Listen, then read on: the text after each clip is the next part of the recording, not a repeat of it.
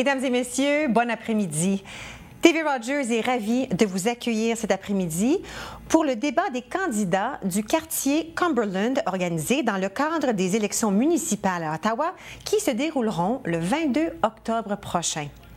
Aujourd'hui, nous avons la chance d'accueillir deux candidats, Stephen Blais et Cameron Rose Jeté, qui tenaient à partager leurs idées avec la communauté francophone. Avec votre participation, nous avons développé une série de questions qui sont au cœur de vos préoccupations. Alors voici comment se déroulera ce débat. Nous débuterons avec les mots de bienvenue de chaque candidat d'une durée d'environ 2 minutes. Ensuite, nous passerons à la période de questions. Chaque candidat aura 2 minutes pour la première réponse. Ensuite, le second candidat aura 90 secondes en droit de réplique et nous revenons au premier candidat avec une réplique finale de 30 secondes. Pour conclure, chaque candidat aura, selon le temps restant, environ 2 minutes pour un mot de la fin. Le tout se déroulera en français. Enfin, ça a été tiré au sort qui allait débuter aujourd'hui. Alors, pour le mot d'intro, nous allons commencer avec Cameron. Cameron. Bonjour.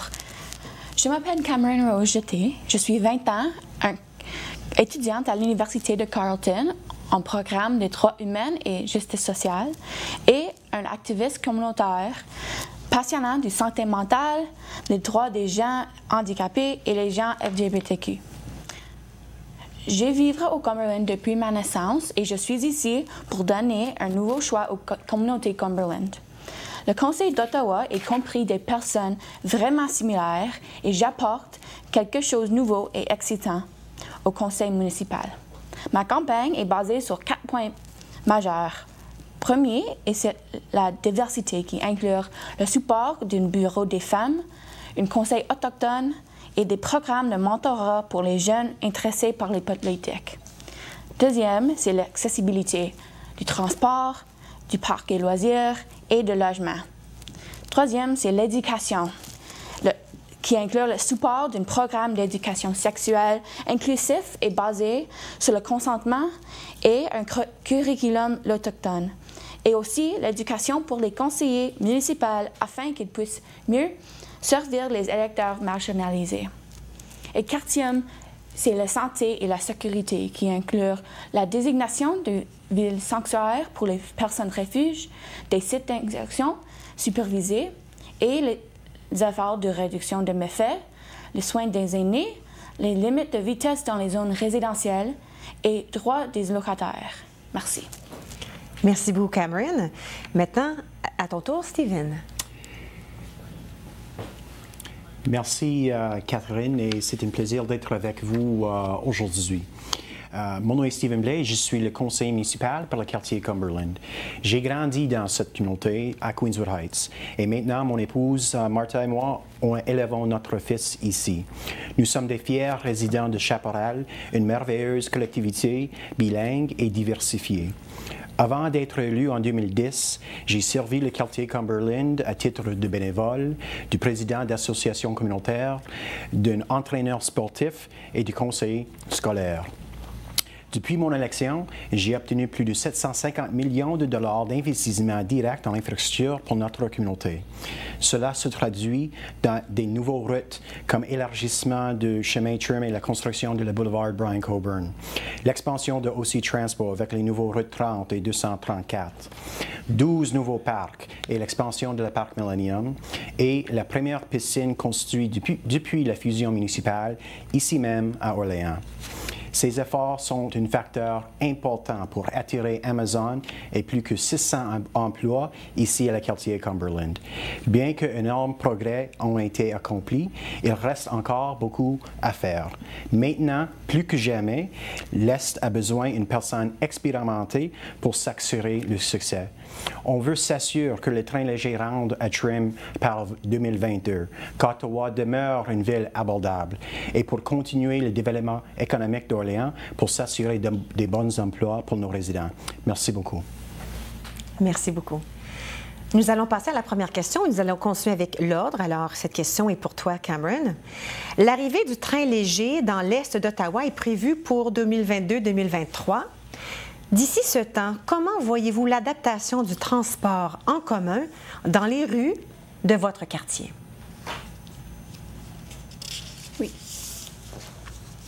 Avec l'arrivée du train léger, le changement le plus important à faire est de rediriger tous les circuits d'autobus vers la ligne principale. Toutes les lignes de transport en commun de notre quartier n'arrivent pas au même endroit maintenant. On a des lignes qui finissent aux places d'Orléans, au Trim, au Millennium ou au Jeanne d'Arc, mais pas toutes les lignes finissent à toutes les stations principales. Pour nous assurer que tout le monde a le même accès au train léger malgré l'endroit où ils vivent, nous devrons ajuster nos itinéraires. Tout le monde doit avoir un accès égal à cette nouvelle forme de transit si nous souhaitons qu'elle ait l'impact prévu. Merci. Merci. Steven, droit de réplique. Merci beaucoup.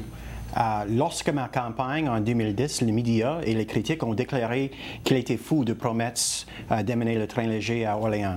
Rappelez-vous qu'avant mon élection, il n'y avait aucun plan avant 2031. Et donc, je suis fier d'être reconnu comme le champion de train léger pour Orléans. En fait, le train arrive en Orléans en 2022 et nous serons la première et la seule communauté des banlieues à avoir le train électrique dans la phase 2. À mesure que le train s'étend vers l'est, les lignes d'autobus supplémentaires seront simplement modifiées pour diriger les résidents à les stations du train le plus proche. Avec 4 stations à Orléans, les options sont très nombreuses. Nous construisons également une extension massive de le parc au bus au chemin Trim et les autobus ne traversent pas la ville et resteront donc plus près de le quartier qu'ils desservent. Le système deviendra beaucoup plus fiable car les autobus ne passeront pas du centre-ville. Cela signifie moins de temps pour être pris dans la circulation ou retardé à cause de la météo. Et si les autobus reconnaissent un problème, les remplacements sont plus proches. Je me suis efforcé d'assurer l'extension de nouveaux services d'autobus dans les collectivités en croissance comme Avalon Encore, le Summerside West et les villages de Cardinal Creek. Nous devons continuer à veiller à ce que le service d'autobus soit étendu à ces collectivités au fur et à mesure de leur croissance. Merci. Cameron, tu as 30 secondes si tu souhaites répliquer. Tout est beau? Parfait. Merci. Alors, cette prochaine question, on te donne 2 minutes, Steven, pour y répondre. Nous prévoyons plus de développement à Cumberland au cours des prochaines années, puisque la ville, comme vous le savez, continue à s'agrandir vers l'est. Comment la ville devrait-elle gérer l'intensification au point de vue des infrastructures? Et merci Catherine, c'est tellement sûr, on a beaucoup d'agrandissements à Orléans, particulièrement dans le secteur Cumberland. Et pour les premières 10 années de la fusion municipale, il n'y a presque rien d'investi dans l'infrastructure à Cumberland pour améliorer la qualité de vie, améliorer les temps de déplacement, augmenter la circulation ou le transport en commun. Mais depuis mon élection, on a eu 750 millions de dollars dans investissement pour élargir le chemin Trim, prolonger le chemin Brian Coburn, construire le centre François Dupuis et aussi le parc Millennium. Donc, on doit s'assurer que avec cet agrandissement de maisons, avec ces nouvelles communautés, qu'on continue d'investir dans l'infrastructure pour améliorer la qualité de vie. Pour la densification, avec l'extension du train léger, ça donne une grande opportunité d'avoir des appartements et des densités autour des stations de train. Donc, en 15 ou 20 années, imagine une centre-ville d'Orléans près de la place d'Orléans, près de le chemin Trim ou à le centre Bob McQuarrie à Jeanne d'Arc. Donc, le train léger va ouvrir beaucoup d'opportunités, non seulement pour les résidents, mais aussi pour le développement économique, avec un parc de bureaux commerciaux et plus de jobs autour des stations de train. Merci beaucoup. 90 secondes, Cameron. Merci. Je pense que le topic de l'infrastructure est important pour mon campagne parce que quand on discute l'accessibilité ou la sécurité ou la santé, l'infrastructure est vraiment important. Especiellement quand on discute les logements abordables. Donc, beaucoup de temps, les personnes oublient les personnes pauvres et quand on discute les infrastructures, c'est vraiment quand on discute les condos de luxe qui viennent au Cumberland. Mais je pense qu'on n'a besoin pas les condos de luxe maintenant. On a besoin des logements abordables pour les personnes qui sont sans abri, les personnes qui ne peuvent pas payer leur loyer et manger en même temps. Je pense qu'avec le train qui vient au trim, c'est vraiment important pour donner l'accessibilité aux personnes au Cumberland pour utiliser le train et aussi avoir les emplois dans l'environnement qu'ils se vivent aussi. Merci. Merci beaucoup, Cameron. Steven, on vous donne 30 secondes de réplique, si vous souhaitez.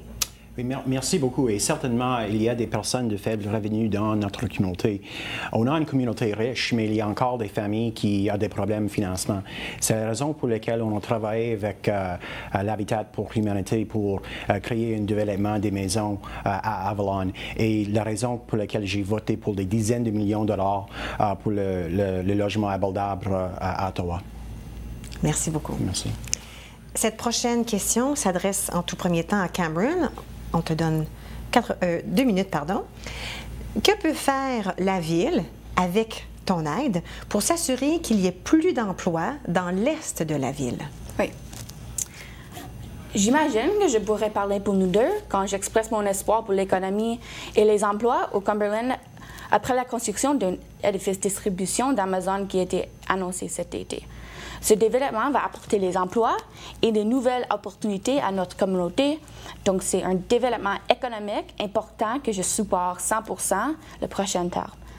Ce projet va apporter plus que 1000 emplois de construction et 600 emplois en temps plein dans l'entrepôt. Aussi, quand on voit le développement des emplois et des édifices qui continuent sur le terre vide dans notre quartier, je suis excitée de voir les possibilités qui peuvent nous mettre sur la carte comme une communauté dynamique avec des vraies possibilités économiques. Merci. Merci beaucoup. Steven, 90 secondes. Et merci, Catherine. Et certainement, Amazon est une bonne nouvelle pour la communauté. Et c'est un résultat de mon succès à attirer les investissements d'infrastructures à le quartier Cumberland, particulièrement dans le secteur rural. Ça va créer 600 emplois et une bonne opportunité d'autres développements à Carlsbad Springs. Mais aussi, à la suite du travail que j'ai fait, Orléans est la seule communauté de banlieue qui a des incitations fiscales pour réaménager des terrains vacants ou des bâtiments sous-utilisés. Donc, si vous construisez un bureau dans un stationnement ou démolissez un vieil centre commercial, et que vous apporte au moins 15 emplois à Orléans dans des secteurs importants comme l'environnement ou la technologie, etc., tu peux bénéficier davantage de taxes pour 10 ans.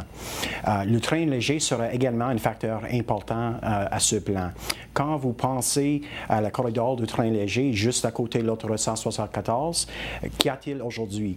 Il y a des stationnements vacants, d'anciennes épiceries abandonnées ou sous-utilisées. Donc, imaginez une parc du bureau dans les terrains de stationnement à Place d'Orléans ou à côté de Trim et le 174. Dans 15 ou 20 ans, ce secteur d'Orléans sera transformé et le train léger ainsi que le projet d'amélioration communautaire avec ses incitations fiscales que j'ai défendu en aura été le moteur. Merci beaucoup. C'est beau. La prochaine question, on va débuter avec Steven. Au cours des 4 dernières années, les taxes municipales ont augmenté d'environ 2 % chaque année. Est-ce que c'est assez pour gérer tous les projets prévus? De quelle façon entrevoyez-vous les augmentations de taxes au cours des prochaines années? Mais c'est toujours une bonne question pendant les débats municipaux et je pense qu'il n'y a aucun entre nous qui savoure l'idée des taxes, mais la majorité, on sait que les impôts sont les prix qu'on paye pour vivre dans une société civilisée. Mais lorsque les taxes rendent les gens trop serrés et sont gaspillés, la majorité d'entre nous ont le droit d'être frustrés. Avant mon élection en 2010, le précédent conseil a approuvé des hausses d'impôts à près de 4 et 5 Nous avons apporté la discipline fiscale à l'Hôtel de Ville avec un changement prévisible de 2 Et puis, au même temps, on a investi 750 millions de dollars dans l'Est pour démontrer aux résidents Orléans et Cumberland le valeur pour leurs taxes. Ensemble, nous pouvons continuer à réduire le gaspillage et s'assurer que la ville fonctionne mieux afin de s'assurer que la ville reste abordable pour toutes les familles. Nous devions continuer les disciplines fiscales et concentrer sur la prestation de services de base que les résidents souhaitent. Et si je suis réélu, je vais s'assurer qu'Ottawa reste une ville abordable pour toutes nos familles. Merci. Merci. Cameron. Dans les années à venir, je préconiserais que des augmentations de taxes soient accordées au soutien de nos individus les plus marginalisés. Je soutiens la mise à disposition de fonds pour soutenir la construction et l'entretien des complexes d'habitation en fournissant des fonds pour créer des logements abordables. Les taux de sans-abrisme diminueraient et permettraient à la ville de réinvestir son argent. Je soutiens également la direction des fonds pour soutenir les sites d'injection supervisés. À la suite des élections provinciales, il est probablement que Ford réduira le financement des programmes malgré l'efficacité avérée de sauver les vies, ce qui permettrait aux villes d'être payées par la ville. Il s'agit d'un service qui sauve des vies et je serais heureux de payer des taxes plus élevées s'il s'agissait d'une de ces initiatives. Merci. Merci, Cameron. 30 secondes, Stephen. Mais c'est certainement important que la Ville mette l'argent sur leurs priorités. Les sites d'injection, l'éducation, la santé sont les responsabilités du gouvernement provincial. On ne doit pas donner des subventions à Toronto et d'autres coins d'Ontario pour les programmes provinciaux. On doit mettre la priorité sur les programmes municipaux, les rues, les services de base, la récréation, les déchets, pour s'assurer qu'on ne gaspille pas l'argent. Merci beaucoup. On retourne à Cameron. En tant que francophone et pour vos électeurs francophones, quelles seront vos priorités? Cette élection, mes priorités pour les francophones sont les programmes pour les aînés et aussi l'art et culture. Je suis une personne bilingue qui fait mon éducation en anglais, donc je cherche toujours des activités francophones dans ma communauté pour ne perdre pas mon français, mais c'est vraiment difficile parce que la concentration est fréquemment sur les activités ou les personnes anglophones. Je suis une artiste et je suis passionnante des arts et je sais qu'on a besoin pour des endroits physiques pour les artistes franco-ontariennes de créer et de montrer l'art et du financement pour permettre les arts et les artistes francophones à prospérer. Je promets que n'importe quand le Conseil de ce que les arts, je demande où les franco-ontariennes se rendent dans les discussions. Aussi, je pense que l'un des plus gros problèmes entourant le niveau de financement inégal pour les aînés francophones est le manque d'éducation sur l'inégalité auquel les francophones sont confrontés dans les services en général. La quantité de services disponibles est limitée et ceux qui existent sont souvent sous-financés. Je promets à m'engager mes électeurs et ceux que je côtoie à l'intérieur et à l'extérieur du Conseil sur ces disparités et à lutter pour les aînés francophones et les mêmes droits et les mêmes services que les anglophones. Merci. Merci, Cameron. Stephen, 90 secondes. Bien, la population franco-ontarienne est forte.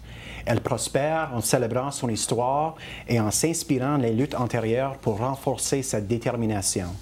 Elle enrichit notre collectivité d'une manière qui échappe à toute description. Je le vois dans la croissance de nos écoles. Nous n'arrivons pas à satisfaire les demandes. La bataille des épingles en chapeau en 1916, lorsque Béatrice et Diane Desloges refusent de céder au règlement 17, ont fini par obtenir le droit de l'enseignement en français pour nos enfants. Aujourd'hui, les parents, tant anglophones que francophones, veulent que leurs enfants reçoivent un enseignement en français. On doit voir maintenant l'apprentissage des deux langues officielles du Canada et d'Ottawa, non seulement comme une nécessité, mais aussi comme une richesse. Nous avons fait de gros efforts pour augmenter le nombre de programmes de langue française offerts dans nos centres de loisirs et devons continuer à travailler pour offrir encore plus. Et on doit protéger le patrimoine de notre communauté.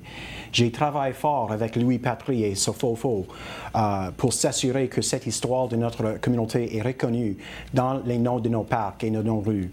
On a nommé le Centre François Dupuis, une des premières colonnes de la région. On a nommé des parcs pour Joseph Vézina et Henry Rock et la famille Ouellette. Mon fils, il fréquente une école française toute sa vie. Il est en plein essor d'un système scolaire français formidable qu'il y a un siècle, la communauté a lutté si durant pour protéger. Merci beaucoup. Afin d'assurer la croissance de la population francophone du Cumberland, je défendrai des financements augmentés pour les programmes en français, y compris des programmes de français langue seconde qui permettront à ceux qui souhaitent apprendre et transmettre la langue communauté francophone. Je plaiderai également en faveur des programmes artistiques, culturels et sportifs spécifiques à la langue française pour les personnes à tous les âges, en mettant l'accent sur l'utilisation de la langue française dans une variété des moyens. Dans notre communauté, il y a plus de chances de maintenir la langue prospérer. Merci. Merci. Steven, comment entendez-vous collaborer avec les différents organismes communautaires afin d'augmenter l'offre de programmes de loisirs en français? Quelles mesures seront nécessaires, selon vous, pour y arriver? 2 minutes. Bien, je suis très fier de déjà travailler avec des associations communautaires, des groupes sportifs, des clubs de services et d'autres organisations dans le quartier Cumberland afin d'offrir plus d'options de loisirs et à une meilleure qualité, certainement en français. J'ai aidé les équipes de football et soccer, de hockey et baseball avec des levées de fonds de le secteur privé. J'ai aussi aidé la création de le club Nifty 50 à Navan et c'est un groupe de personnes âgées incroyables qui se réunit une fois par semaine pour déjeuner ou prendre du café, pour jouer aux cartes ou discuter la question de jour. C'est un programme communautaire très réussi et je pense que nous pouvons reproduire dans d'autres communautés et spécifiquement dans les communautés franco-ontariennes. Récemment, par exemple, j'ai été invité à aider à célébrer le 40e anniversaire de la Ligue de fer de cheval féminin à Orléans. Il joue chaque semaine derrière la paroisse Saint-Joseph. J'ai vécu toute ma vie à Orléans et je n'avais jamais entendu parler de ce groupe de femmes principalement francophones. Nous devons identifier et aider à promouvoir les opportunités incroyables qui existent déjà dans notre communauté afin que nous puissions les aider à se développer. On doit aussi continuer d'investir dans les clubs sportifs, dans les clubs de service comme les Chevaliers, comme le Club Optimiste, comme le Lions et toutes les associations communautaires pour développer les programmes artistiques, sportifs et culturels dans les communautés pour les résidents chez nous. Merci beaucoup. Cameron, 90 secondes. Si je suis élue, je promets de travailler pour créer des partenariats avec des divers organismes communautaires afin de créer des programmes qui cibleront les francophones. Cela comprendra des centres communautaires, des organismes sportifs et des instituts artistiques, y compris de cours de danse, de l'art et de gymnastique. En créant ces liens et en les sensibilisant à la nécessité de programmes en français, nous pourrons créer une communauté plus inclusive pour les francophones qui souhaitent participer à un programme dominé par l'anglais. Merci beaucoup. Steven, droit de réplique, 30 secondes. On va, si réélu, je vais continuer mes efforts avec les groupes communautaires comme les associations communautaires de nos villages, avec les gens comme Rachel et Elizabeth Bengal, l'école Gisèle Lalonde pour établir des programmes environnementaux et pour continuer d'élever des fonds du secteur privé pour nos groupes sportifs et artistiques. Merci beaucoup. On passe à la dernière question, puisqu'il ne nous reste pas très peu de temps. On va vous donner 1 minute cette fois. Si vous êtes élu, quel serait le plus gros changement que vous aimeriez voir à Ottawa et dans votre quartier au cours des 4 prochaines années? Cameron, 1 minute. Merci. Si j'étais élu, le plus grand changement que j'aimerais voir est d'apporter la diversité au Conseil. J'espère d'amplifier les voix des individus marginalisés dans notre communauté et de construire un système pour les politiciennes marginalisées qui vient ensuite. J'espère d'inspirer les jeunes d'entrer les politiques. J'espère que les individus qui n'étaient pas représentés sentent que leurs voix sont entendues. Merci. Merci. À ton tour, Steven, 1 minute. Bien, au cours des prochaines 4 années, dans notre quartier à Cumberland, les résidents embarqueront dans le train léger pour voyager au centre-ville. Nous verrons également le boulevard Brian Coburn prolongé plus l'ouest et planifié pour la connexion à Hunt Club et Walkley. J'ai proposé aussi la construction d'un vaste parc de 19 hectares sur le terrain municipal à côté du centre de récréation François Dupuis. Je préfère utiliser ces terres publiques pour le bien public au lieu de laisser Minto construire une autre communauté. Je suis également convaincu qu'un dôme au Parc Millennium sera construit pour permettre à nos enfants de pratiquer les sports de haut niveau tout le long de l'année. Si concerne de la ville, j'ai confiance que quelques projets comme la phase 3 du train léger, le réaménagement des plaines de Lebreton et la bibliothèque centrale commenceront à prendre forme. Merci beaucoup. Nous sommes déjà rendus au mot de la fin. On vous accorde 1 minute et cette fois, nous allons commencer avec Steven. Et merci beaucoup. Et il a été un honneur de vous servir les 8 dernières années comme votre conseiller municipal. Si vous avez vécu dans l'Est d'Ottawa avant 2010, vous savez que nous sommes beaucoup mieux en 2018. Des centaines de millions de dollars investis dans le secteur de l'Est a signifié une réduction dans les temps de déplacement en voiture et en transport en commun. 12 nouveaux parcs sont construits. La première piscine construite depuis la fusion municipale et l'expansion de le centre François Dupuis. Et la plus grande annonce d'emploi dans l'histoire de l'Est d'Ottawa, attirer Amazon et 600 emplois à Carlsbad Springs, à Cumberland. Maintenant, plus que jamais, le secteur Est a besoin des mains expérimentées pour aider à s'assurer que le train léger arrive à Trim en 2022, qu'on prolonge Brian Coburn vers l'ouest et au sud, et que Ottawa reste une ville abordable pour nos familles. Merci. Merci, Steven. Cameron. Comme une personne handicapée, transgenre et jeune, je n'ai jamais vu une personne qui me ressemble sur le Conseil de l'Ottawa. Et ce n'est pas acceptable. Le Conseil 2014 à 2018 avait 24 représentants, mais seulement 4 femmes et seulement 1 individu LGBTQ.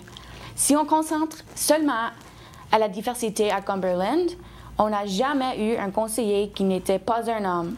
On a besoin de représentations diverses maintenant.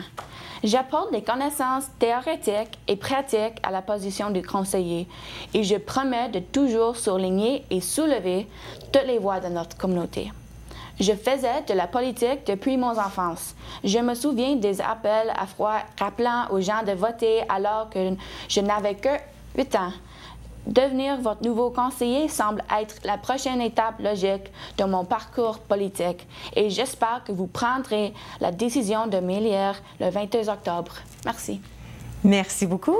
Et voilà qui termine le débat d'aujourd'hui. Je tiens à vous remercier très sincèrement, chers candidats, d'avoir participé à ce débat et surtout, bonne chance. N'oubliez pas que tous les débats qui se dérouleront au MIFO ici à Rogers, vous allez pouvoir les retrouver à tvrogers.com. Surtout, gardez en tête la date du 22 octobre prochain. C'est le jour des élections, alors n'oubliez pas de passer au vote. Nous, on sera ici en direct à Rogers, le jour, le soir, devrais-je dire, des élections, afin de voir en direct le déroulement de ces élections municipales. Merci beaucoup d'avoir été avec nous. À la prochaine.